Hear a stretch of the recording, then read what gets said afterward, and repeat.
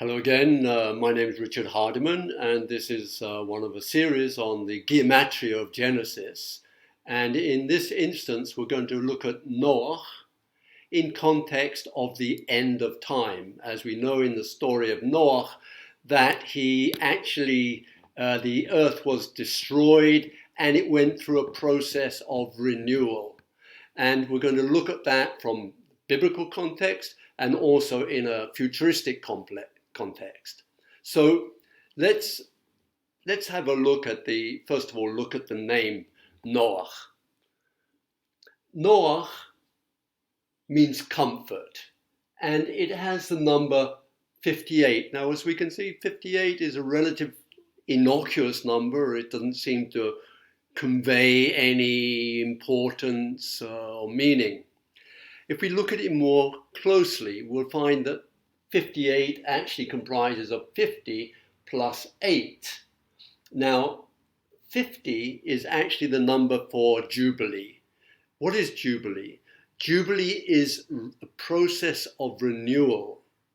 In the Bible, at the Jubilee year, on the 50th year, land is returned to its owner, debts are repaid, everything starts from zero and it begins again.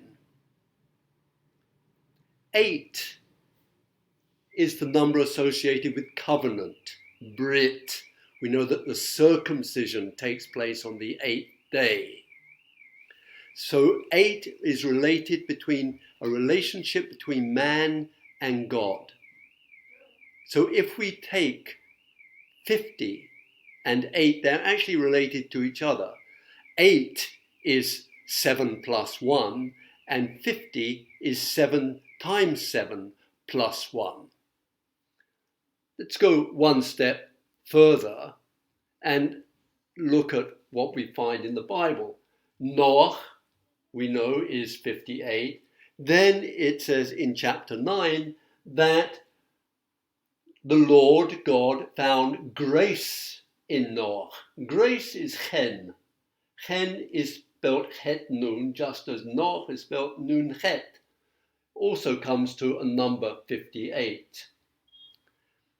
If we then go forward in the Bible, what we see here is that when Moses came to the end of the journey of the Exodus and the children of Israel were about to go into the new land, the promised land, the land of Canaan, that he went up to Mount Nebo and he died there.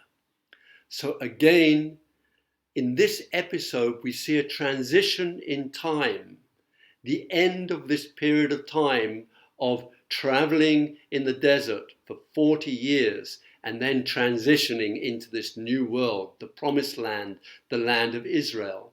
And Mount Nebo, which is where Moses died, he was not allowed to enter the land of Israel, comes up to the number 58. So we might say, well, this is a kind of coincidence. Well, let's look one step further.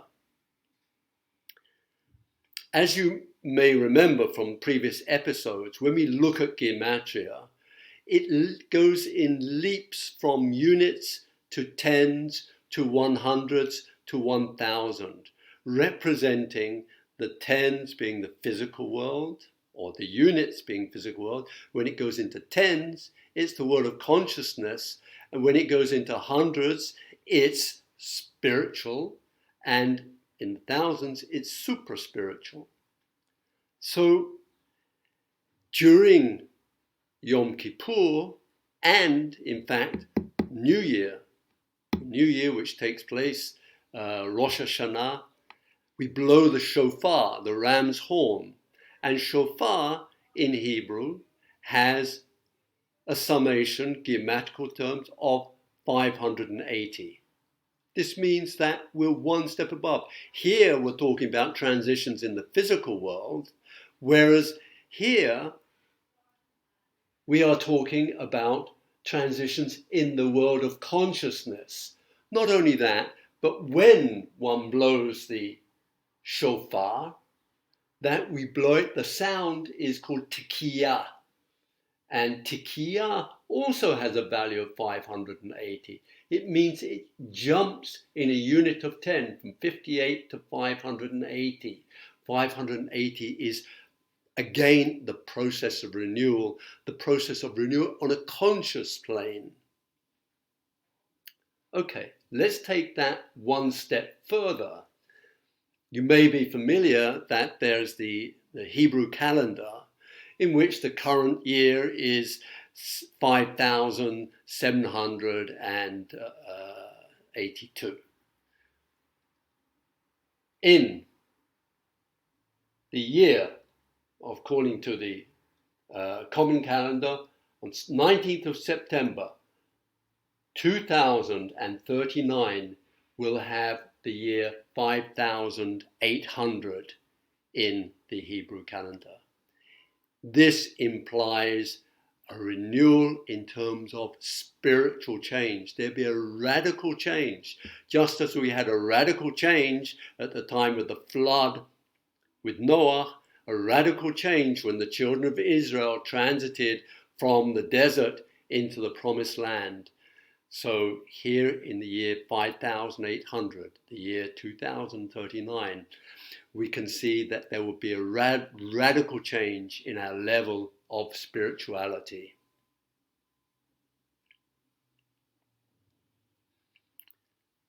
Not only that, this is emphasized more and more, we see that Noah was the 10th generation after Adam. And if we calculate the generations after Noah, then Abraham was the 10th generation after Noah. Calculating from what is given in the Bible, what we can see here is that Noah lived 350 years after the flood.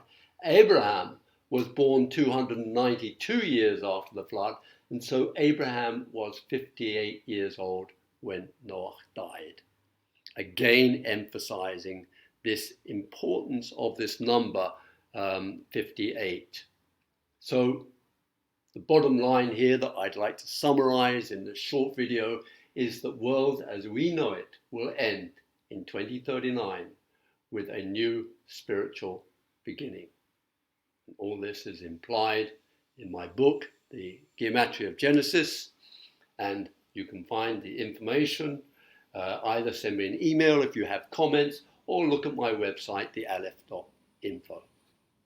Thank you. See you next time.